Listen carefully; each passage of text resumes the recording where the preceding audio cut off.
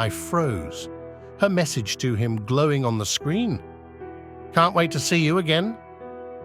"It's not what it looks like," she stammered, panic in her voice. Each whispered promise now shattered like fragile glass. "I'm sorry, it was a mistake," she sobbed, her apologies as hollow as our vows.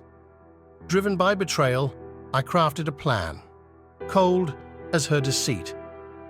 I thought she loved me. I realized, a fool in love's cruel game. This is my story. Enjoy watching it. My wife Audrey has always been wonderful to me. She's quite tall, standing at 180 centimeters, and has a slender build with light brown hair. I've always been drawn to tall, slender women, and Audrey seemed perfect in that regard. I'm 188 cm tall and was a swimmer in school, which gave me a lean body. Our friends always joked around because they could tell we were really into each other from our constant smiling. We were very happy together, especially in the first 2 years of our relationship. But then, Audrey made a big mistake. There was a guy named Brad from the basketball team. One night, my friends started sending me pictures from a party. Audrey was with Brad, and there were pictures of them kissing. A friend even sent me a video of Brad leading her into his room, both of them smiling. I was very upset. The next day, I went to her apartment.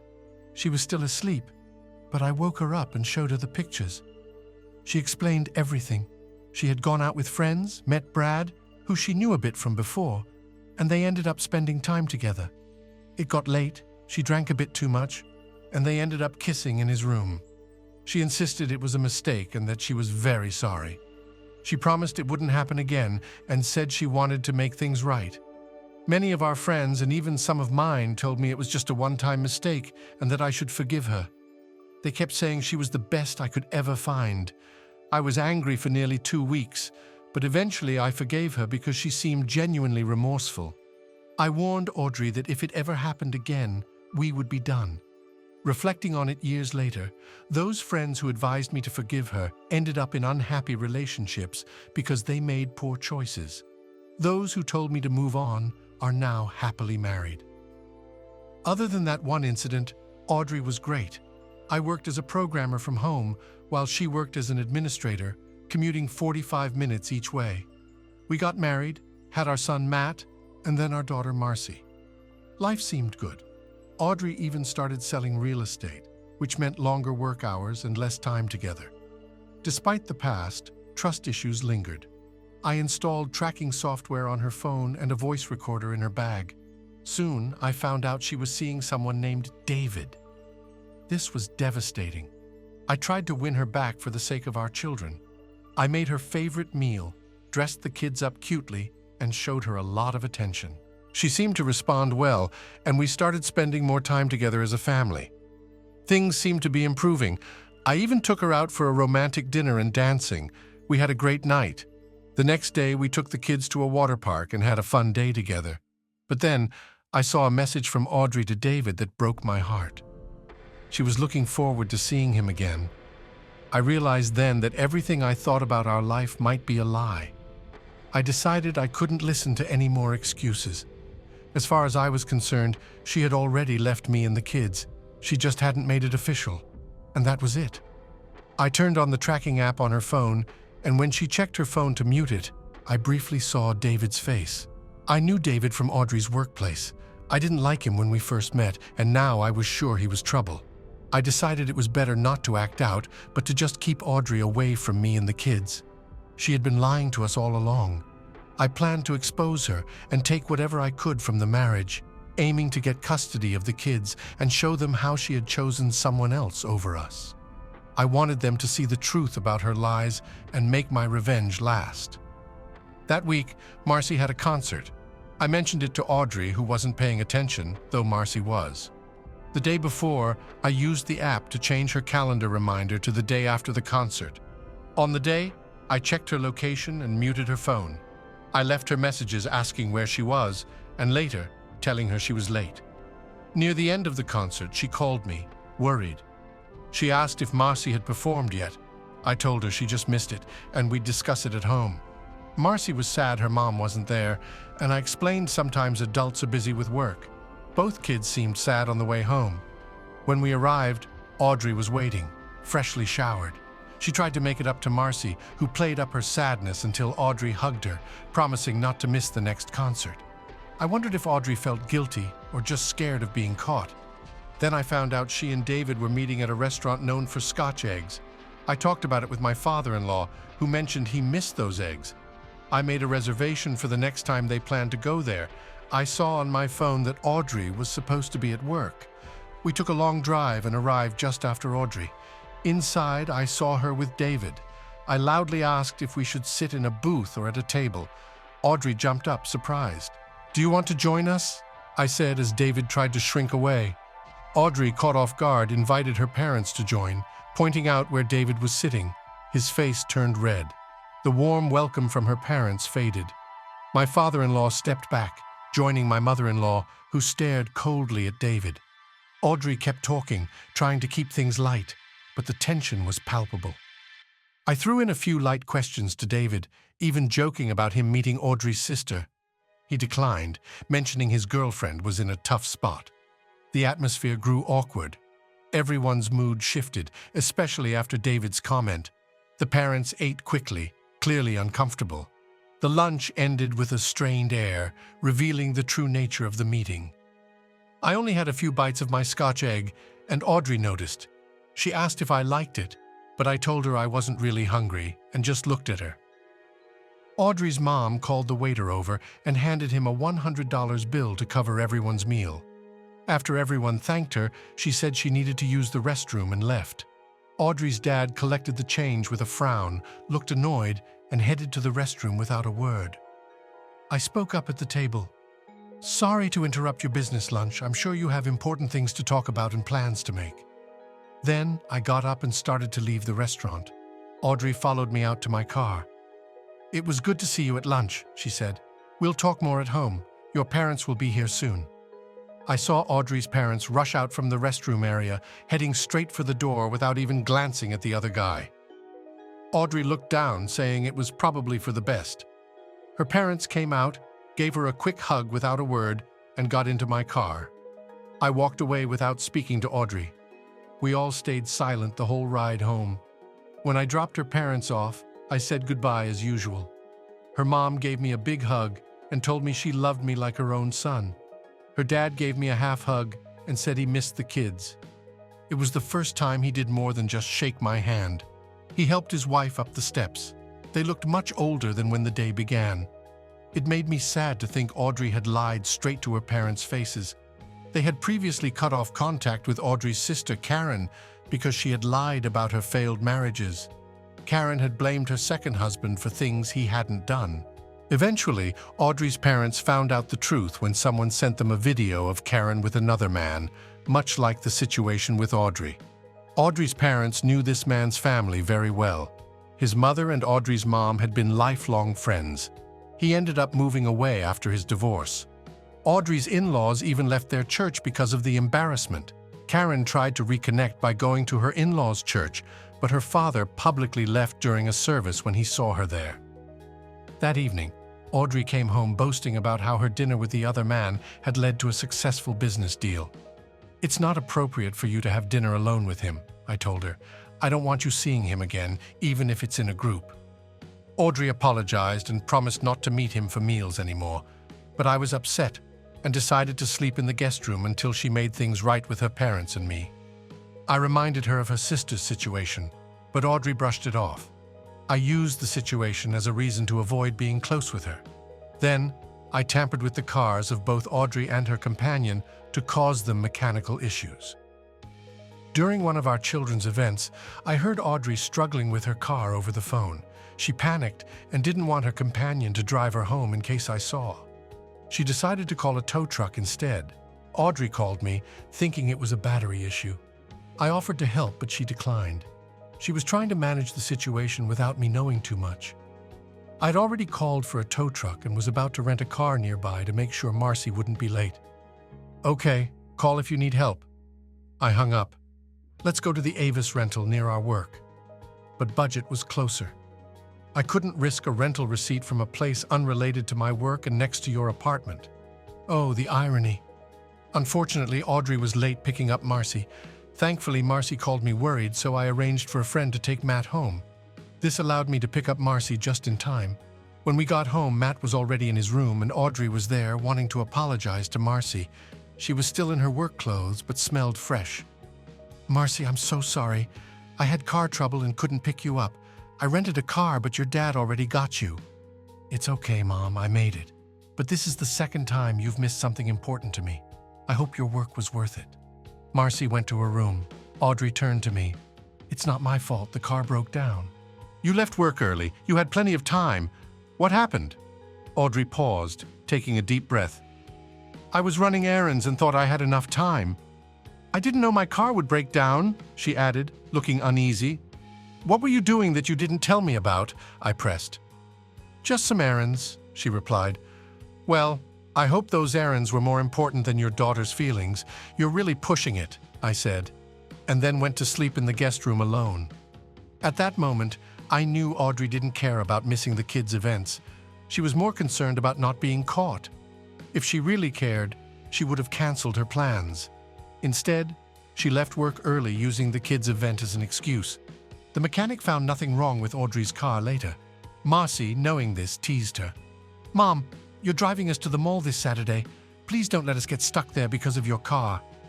Matt laughed from another room. "Good one, Marcy." The kids felt neglected. Audrey even complained to me, asking me to talk to them about respect. "I'll think about it," I said, waiting for her apology in the guest room. She didn't appreciate my irony and blamed my staying in the guest room on my stubbornness.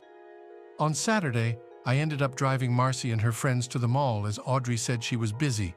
She didn't go to her usual places, but her car was parked at a house for sale for hours. When we got home, Marcy loudly thanked me in front of Audrey, ignoring her mother's questions. Audrey looked upset, but I just smiled, took my drink, and locked myself in my office. Audrey still wore her work clothes and had the fresh scent of a shower. Matt's birthday was coming up. We planned a bowling party for him, and it was hard finding a place available on a Wednesday. When I mentioned it, Audrey looked nervous. I told her she needed to pick up the cake and candles. We would celebrate with pizza and gifts, then go bowling. I had to keep stopping the jerk's car from meeting Audrey. They planned to meet for lunch on Tuesday, so I made sure his car would break down. He ended up at the workshop, but they found nothing. I was relieved when Audrey texted on Wednesday planning to meet him. She had time for her plans and to get to the party. I also had time to pick up a special gift for her.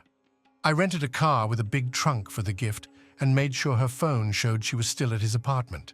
I left a surprise at the jerk's door, a cage covered with a cloth.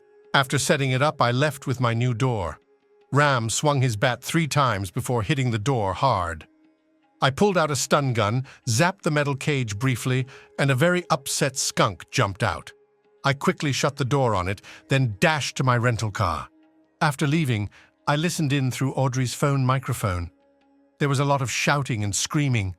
I heard the other guy telling my wife to call the police, so I blocked her phone. She probably thought she entered the wrong code too many times because of her panic. Eventually, he managed to call the police, telling them a wild animal was in his apartment and he needed help. About 15 minutes later, the police arrived, thinking there had been a break-in. They entered with guns ready, but the skunk charged at them first. I heard the police scream and throw up before they managed to shut the apartment door. It took hours for animal control to come and safely remove the skunk. After that, 2 stinky police officers questioned 2 equally stinky people, Audrey and the other guy. 2 more officers showed up but left quickly because of the bad smell. One officer asked who owned the apartment. The guy said it was his and showed his driver's license. When the officer turned to Audrey, she admitted she was just visiting. The officer, annoyed from the skunk attack, demanded her ID. Audrey handed it over, explaining they were co-workers and had come to pick up some documents. The officer then asked why there was a skunk in the apartment. The guy started to answer, but Audrey cut him off, claiming it was a birthday present gone wrong. She explained she had bought a skunk for him because he liked them, but it was supposed to be a baby, not an adult. The officer, skeptical but eager to leave the stinky apartment, asked if skunks were expensive. Audrey downplayed the cost, but the officer questioned if she often bought expensive gifts for co-workers or just for him. Audrey didn't reply. The discussion shifted to a broken door, which the guy claimed he had accidentally broken the day before. The officer stared at them for a long, silent minute, then declared he'd had enough of the smell and left, refusing to take them in his car because they smelled worse than the skunk. Once the officers left, the guy asked Audrey what that was all about. Audrey admitted they couldn't tell the police the truth about someone breaking in and releasing a skunk because it would lead back to her husband finding out. She then confronted the guy about his other relationships, questioning how often he was unfaithful. He admitted to other encounters, but was unsure if those involved knew it was him. Audrey realized this might be revenge from someone else he had wronged. She decided to find out if her husband was involved. Right then, Audrey's phone rang. It was her husband asking if she had picked up a cake for their son Matt's birthday. She assured him she was on her way. Audrey then quickly showered, dressed, and left. As she drove to the store, I remotely troubled her car, causing it to stall several times. But she managed to restart it each time. She arrived at the store very late, apologized for the delay, and hurried to the bowling alley with the cake. At the party, everyone reacted to the skunk smell on her. After a brief talk, Matt asked his mom to just come home after the party. On their way home, Matt asked why she often missed his events. I told him she tries her best for the family, but sometimes it's hard to be everywhere at once. Matt noted that I always made it to events despite being busy, thanks to a more flexible job. It's not funny, Dad.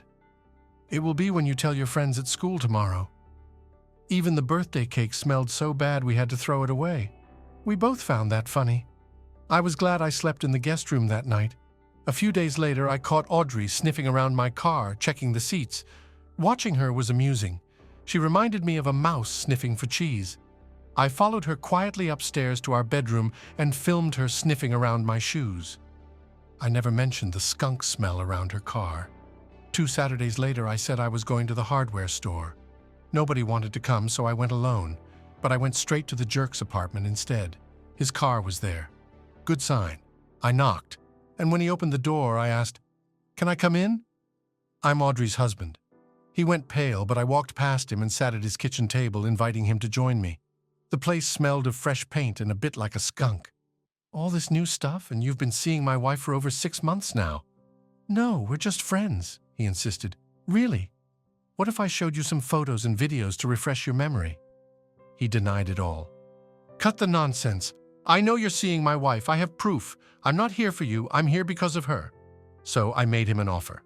"I'll pay you $2,000 to film it." He stared, stunned, then said, "Are you serious?" "Yes. $2,000 for a clear video, and I need your written permission too." "Why do you need this if you have so much proof?" "I need more to secure a divorce." "That's harsh.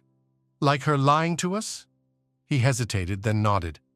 "Okay, $3,000 and it's a deal. Deal. Don't tell Audrey. I'll sort out the spa and hotel for Saturday. You'll hear from me next Monday." I left and continued to the hardware store. That Wednesday, I told Audrey I had a conference on Saturday. "Have a nice weekend." On Monday, I picked up the jerk, avoiding any trouble by checking him for any hidden items. "Do you have it?" He handed me a flash drive. I checked the content on my laptop. "Perfect. And the consent form?" He handed it over. I confirmed everything was correct, took a photo, and paid him. He was thrilled. The next day, I shared what I had discovered with my family and Audrey's. I was careful with the images to avoid shocking Audrey's parents too much. Then I sat down with the kids. "Your mom is seeing someone else. We need to talk about what this means for us." They were shocked. "Is she with him now?" "Yes," I showed them the tracker. Marcy asked if their mom's absence at their events was why she always missed time with them. I showed them a list of their mom's appointments, highlighting the family events she missed.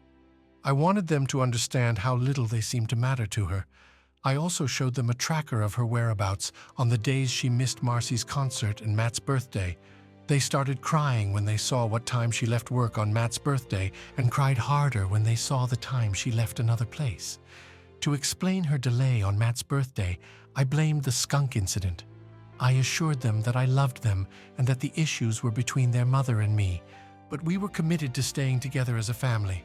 After a lot of tears, hugs, and talking, Audrey came in. Seeing everyone upset, Audrey looked concerned and asked what was wrong. I suggested the kids go to their rooms while we talked. They hugged me tightly, gave their mother a cold look, and left. Once I heard their doors close, I confronted Audrey about her affair. She denied it, insisting she would never cheat. I told her I needed the truth, or else our discussion was over. She maintained it was a misunderstanding. I asked her to think about her actions and how they were affecting our family, and said we'd talk more the next day. I ended the conversation and went to my room, ignoring her attempts to follow and explain. Later, I heard her quietly trying to talk to Marcy through her door, but Marcy didn't respond and texted me to make her leave. I confronted Audrey again, insisting she leave the kids out of our issues. She went to her room, upset. The next day, with the kids away, I waited for Audrey. When she arrived, I asked if she was ready to discuss things honestly. She claimed her relationship with the other person was just emotional, not physical, but I didn't believe her. I told her we'd talk again after the weekend and asked her to think about her actions. The kids would stay with my parents, and we'd continue the conversation on Saturday. On Saturday, after breakfast with the kids, I came home to find Audrey ready to talk. I asked if she had told our families about the affair, and she confirmed. Despite her explanations, I ended the conversation, deciding the children would stay with their grandparents for now. Later, after a dinner with my parents and kids, I returned home. Audrey wanted to talk, but I postponed it until Tuesday. That night, I spoke with some of her friends over video, showing them evidence of the affair, which led them to apologize and end the call quickly. On Tuesday, when Audrey came home, she brought pasta from our favorite place. She looked very tired. I sat at the kitchen table, ready to see if we could finally have an honest discussion.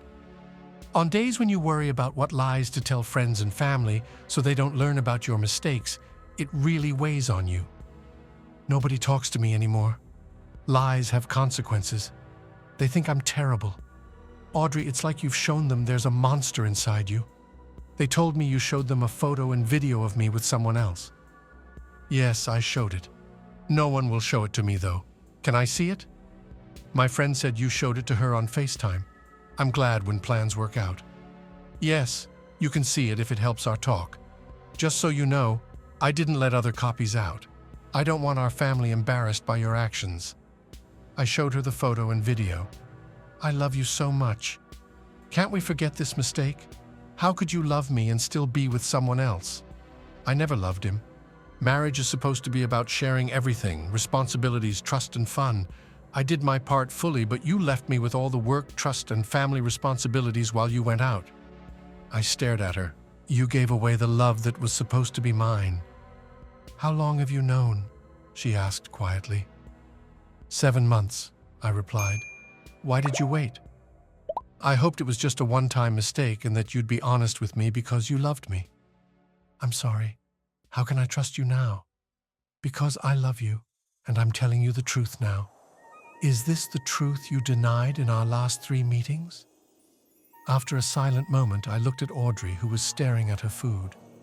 Audrey, what can we do to fix this? I pulled out an envelope from my home office and put it in front of her. This is a post-marriage agreement. Sign it, and maybe we can work things out. We'll need to go to therapy, all of us. I don't want to sign a prenup. Okay, then we're done here. You just want to benefit financially from this marriage. What do I get if I sign? If we divorce, I get 70% of everything. If I'm caught cheating, we split everything 50-50. If you cheat, I get 85% and full custody of the kids. Have a lawyer look at it. How long do I have? Until Saturday morning. As I got up to leave, Audrey asked, Aren't you going to eat? I ordered your favorite. After all the lies? Should I worry it's poisoned? She cried and signed the marriage contract, hoping to regain a bit of trust. The next day, I went to her office. The office manager, an older lady, looked at me sternly. Can I help you? I'm not the bad guy here, despite what you might think about my wife and me. This seems personal and unrelated to work. Actually, it involves someone here. Do you have proof? Yes, here's a photo and voice recordings. I played the most damning clips. Will my wife be fired? Yes, but not her lover, since I didn't have his permission to record. Thanks for understanding. She seemed relieved. Can I leave a photo? No, I don't want it shared around. That evening, Audrey came home in tears, having lost her job. She wanted to talk, but I put it off until Saturday. On Saturday, she sat at the kitchen table. Should you have fired me when you found out about the affair? You should have quit to avoid further contact. We could have talked about this. Sorry, but we don't make advanced discussions on things that harm our marriage or kids. Did you sign the agreement? Yes. I checked it and sent a copy to my lawyer, then set new house rules. Good behavior, and we'll start counseling. I'll let the family know we're trying to fix things. I knew it might not last long, but I didn't even plan a therapy session for the next month. My wife had been caring and attentive. Surprisingly, she even set up a hidden camera in my office to monitor my activities, which I discovered and secretly monitored from my car.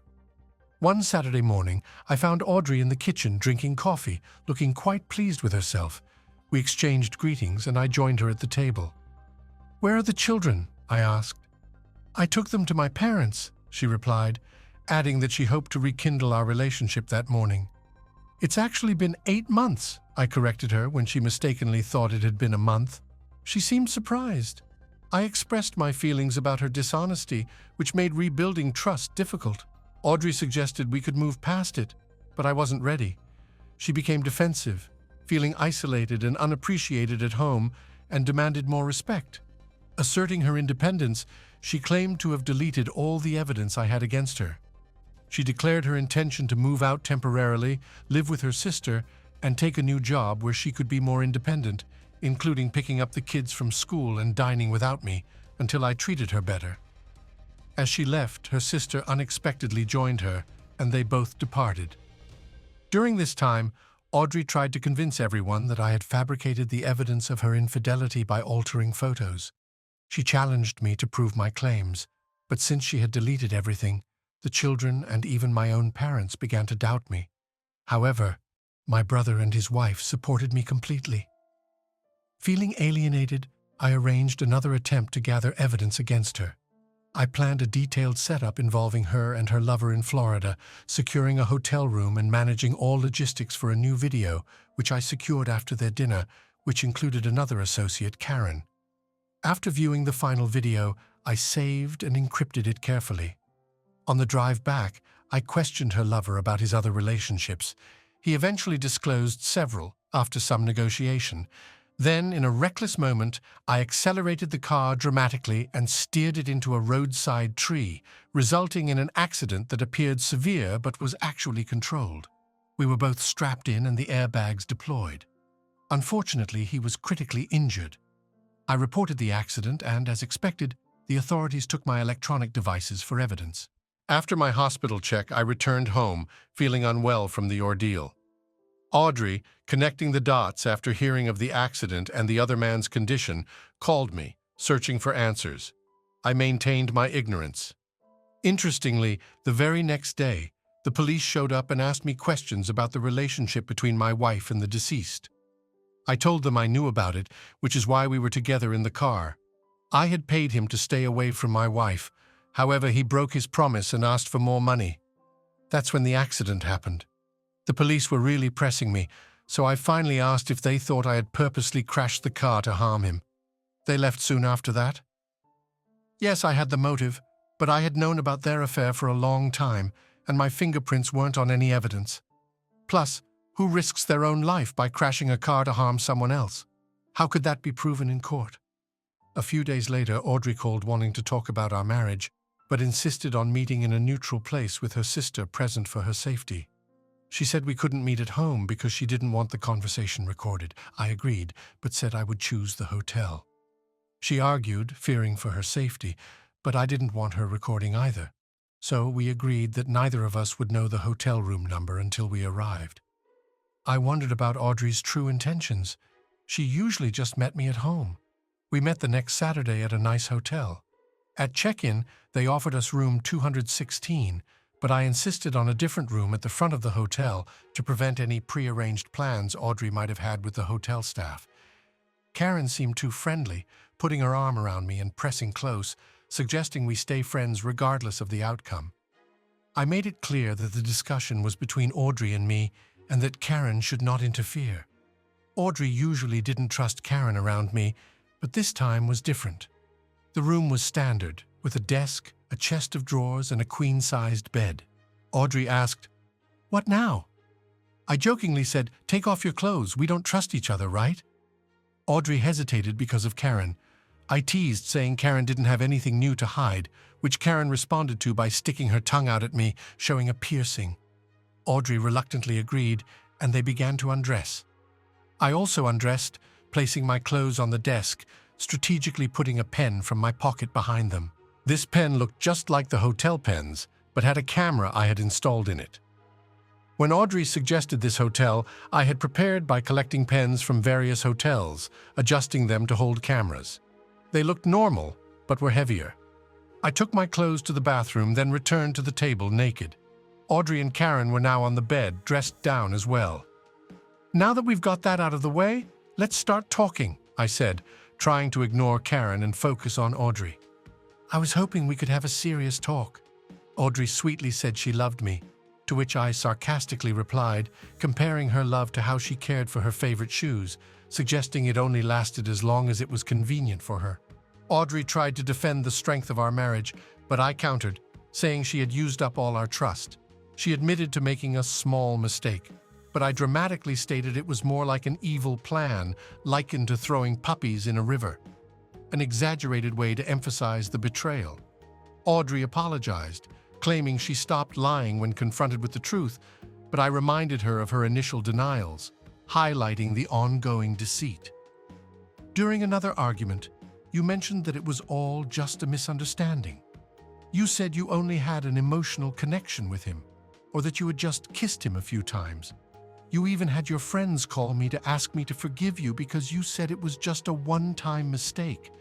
I think you finally started being honest when I showed you that photo, and you realized lying wasn't working anymore, but you're probably still lying about other things, aren't you? Karen, noticing how upset her sister was, said we should all calm down and avoid saying things we might regret later. I was shocked by Karen's response. "Going too far? Are you kidding me?" I said. "It's amazing how much people who cheat try to downplay it. How many times have you lied to boyfriends or husbands, Karen? How many have you tricked?" Audrey replied softly, "I really am sorry for what I did." "So you feel guilty and everything should be okay?" I said. "I don't think you feel guilty enough. My job is to help you understand that." Audrey, sounding very sad, said, "It's not that bad. What's the difference between what I did and what people do all the time?" "Do you know what a con artist is?" I asked. "It's someone who gains someone's trust and then uses it to trick them." "I didn't trick you," Audrey responded. "Marriage is about trust and loyalty. You broke that trust."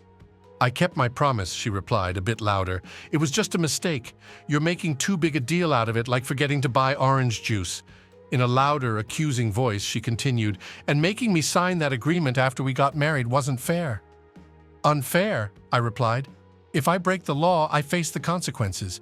Cheaters should face consequences too. If life were fair, anyone who cheats in a marriage would lose a lot in a divorce and wouldn't be trusted with kids. I'm just saying marriage is about being loyal to one person. If not, why get married?" I continued. "Do you know how many marriages that start with cheating last more than a few years? Only 5%.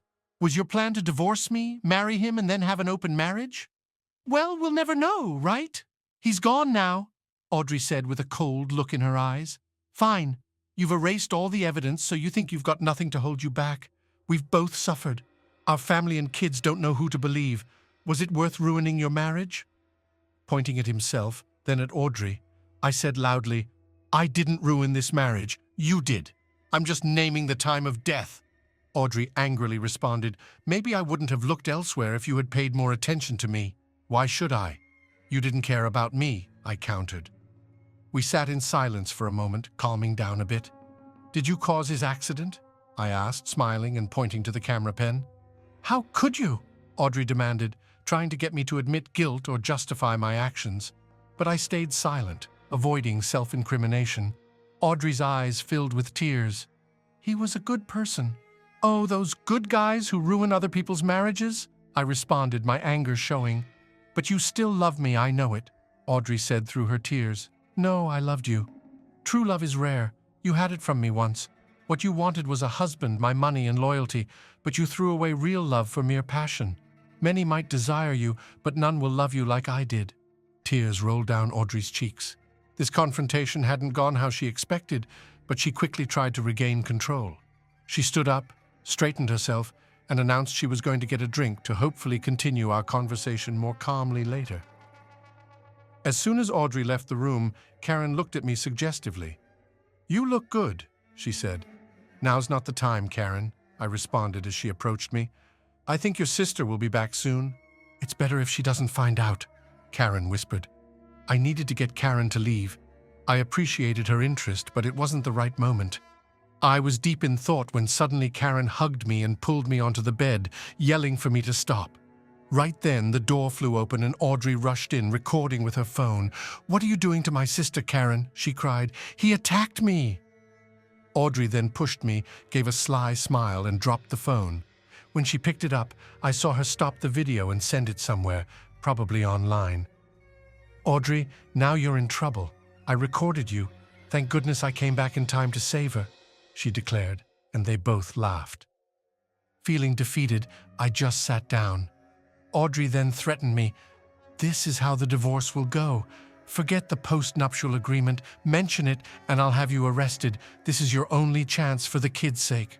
Also, I want 90% of everything. You pay the lawyers, and I get full custody of the kids plus half the child support and 20% for life. We'll see you in court for assault," she finished. Clearly, this was her plan all along. Karen quickly got dressed, and Audrey, moments after crying about our lost love, left the room laughing with her sister. I watched them go, then dressed and left with my pen, which went better than expected. The next day, Audrey got the divorce papers. The post-nuptial agreement stood firm. When Audrey tried threatening me with her recording, I told her not everything was deleted, and she was the one who might end up in trouble. We both hired lawyers. I insisted on sticking to the post-nuptial terms. We went through lots of negotiations, and finally, the lawyers said we'd settle this in court. Before the trial, I sent Audrey and Karen a fake letter from the Centers for Disease Control claiming her late lover had a serious disease and they might be at risk. This was all a bluff to unsettle them. At the trial, Audrey argued she signed the postnuptial under stress, fearing for her family. She denied any wrongdoing. I, however, claimed the agreement was due to her actions and that she was unfit as a mother. The judge questioned our evidence. My lawyer presented the video and voice recordings that supported our case, which we had just recovered. Audrey deleted the originals, but we managed to retrieve them, my lawyer explained. The judge didn't like that Audrey had deleted evidence and lied. It was a tough start for her in court. The judge asked if the recordings matched the transcripts, and when confirmed, questioned the authenticity, setting the stage for a difficult trial for Audrey. Audrey's lawyer glanced at her, and she shook her head slightly. "No, Your Honor, this confirms that the contract signed after marriage doesn't stand because it was forced," he stated. "However, I noticed all his notes were from before the contract. None of this is proof of wrongdoing after the marriage," I pointed out. "Here's the final video and the transcript showing Audrey's actions after the prenup was signed," I said. "Why is this only coming out now?" the judge asked. "This evidence was held by the police until recently due to an accident investigation. We weren't sure if it still existed," my lawyer explained. The judge turned to Audrey's lawyer. "Have you seen the video?" "Yes, but we object to it as it was filmed without consent, and it's unclear if it was before or after the prenup," he replied. "The video was taken in public where no consent is needed. Plus, we can confirm its date," my lawyer countered. "How?" asked the judge. "I paid for Audrey, Karen, and her friend's trip and hotel, which was used for their secret meeting," I admitted, earning surprised looks. "Did you approve of your wife's affair?" the judge asked. "She didn't ask for my approval, and no, I did not approve of her actions," I responded. "How did you end up paying for their trip?" the judge continued. "I confronted her friend about stopping the affair with the mother of my children. He asked for $2,000, tickets to Jamaica, and a hotel stay. I agreed, hoping it would end things," I explained. "And the hotel in the video?" "The hotel sign is visible in the background of the first photo," I said. "How did you get this video?" After learning about the affair, I asked him for proof, which he provided, I answered. Why collect this evidence? For a divorce. He knew why.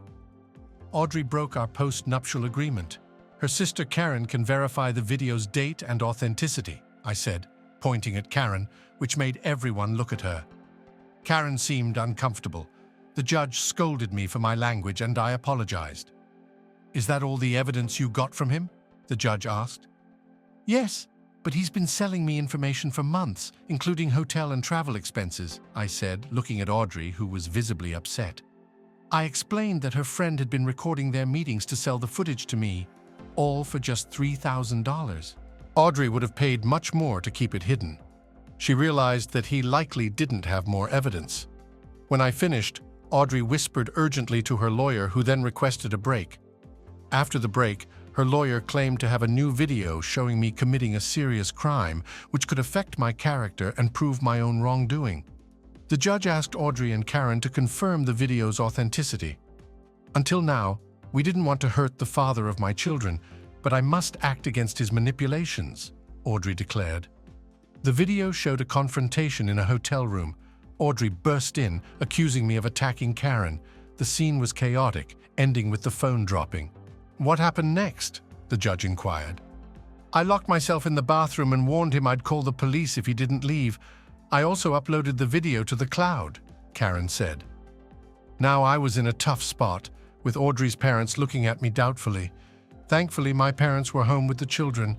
I felt bad for Audrey's parents. What's your defense? The judge asked. My lawyer replied, we have a counter video to show. Audrey's lawyer objected before it could be played. I was deep in thought when Karen suddenly hugged me and pulled me onto the bed, yelling for me to stop. At that moment, the door burst open and Audrey rushed in, filming with her phone. What are you doing to my sister, Karen? She cried. He attacked me. Audrey then pushed me, smiled cunningly, and dropped the phone. When she picked it up, I noticed she stopped the video and seemed to send it somewhere. Audrey, you're in trouble now. I caught you on video. Thank goodness I came back just in time, she said, and they both laughed. Defeated, I sat back down. Audrey then threatened, this is how the divorce will go. Forget the post-nuptial agreement. If you bring it up, I'll have you arrested. I'm doing this for the kids. Also, I want 90% of everything. You pay all the lawyer's fees, and I get full custody of the kids plus half the child support and 20% of it for life. We'll see you in court for assault, she finished. Clearly, this was her plan from the start. Karen quickly dressed, and Audrey, who had just been crying, left the room with her sister, both laughing. I watched them leave from the window. Then I dressed, grabbed my pen, and left the hotel, feeling the meeting went better than expected. The next day, I served Audrey with divorce papers. The post-nuptial agreement needed to be fully honored. When Audrey threatened me with her recording, I let her know not all was deleted, and she might be in trouble. We both got lawyers. I insisted on sticking to the terms of the post-nuptial agreement. We went through a lot of talks, and finally the lawyers said we'd go to court. Before the trial, I sent Audrey and Karen a fake letter from the Centers for Disease Control claiming her late lover had a serious disease. This was all a bluff to unsettle them. At the trial, Audrey argued she signed the post-nuptial under stress, fearing for her family. She denied any wrongdoing. I claimed the agreement was due to her actions and she was unfit as a mother. The judge questioned our evidence.